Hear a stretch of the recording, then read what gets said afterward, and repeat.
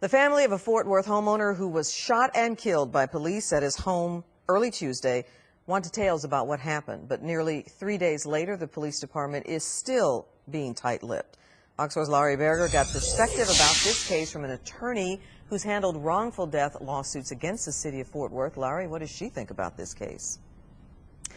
Well, Susan Hutchison told me this afternoon that there is still a lot of information to be gathered about this case that can shed some light on exactly what happened early Tuesday morning. She says some of what she's already seen, though, from the police department is problematic.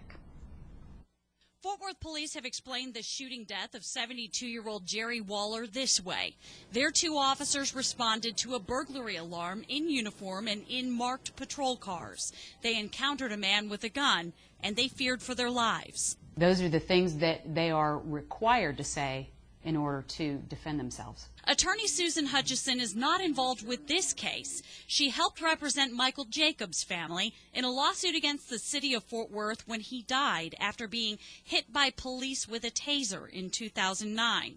Hutchison says some of the facts of the Waller shooting are troubling. You know, they went to the wrong address. They were both rookies who didn't have a lot of experience under their belt. They had a man who generally speaking, would be expected to respond to police officers if they properly identified themselves. Hutchison says it's a fair question to wonder whether the officers made it clear who they were or if they panicked because they saw a gun. If that's the only reason they shot him, well, I thought everybody had a right to own a gun and, you know, defend their own property. One of the responding officers did radio to dispatch that a fellow officer shot a man with a gun, that man would not put the gun down, and that he pointed it at the officer. Fort Worth police released the names of the officers Wednesday, 23-year-old Richard Hepner and 26-year-old Benjamin Hanlon. Thursday, police again declined requests to answer specific questions about the shooting, which happened in or near Jerry Waller's own garage. The one thing police did make clear: the department intends to conduct its own probe, despite the Waller family's request for an independent investigation.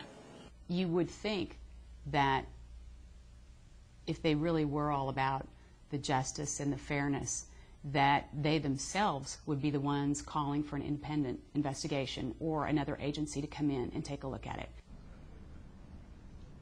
We should say that we did reach out to Officer Hepner's attorney, but did not receive a phone call back. The most obvious problem, and this is not something that an attorney has to point out, is that one of the three people who could provide another aspect of what happened the early morning hours of Tuesday is Mr. Waller himself, and he's not with us. But Susan Hutchison said something that can speak to what happened is the autopsy, the results. The autopsy will reveal the angle of the shooting, who shot and where Mr. Waller was at the time of the shooting. And she said all those facts, coupled with what the police already know about what happened, will be very informative in this case. Clarice? Yeah, that's going to yield some very important answers. Larry Berger, live in Fort Worth. Thank you.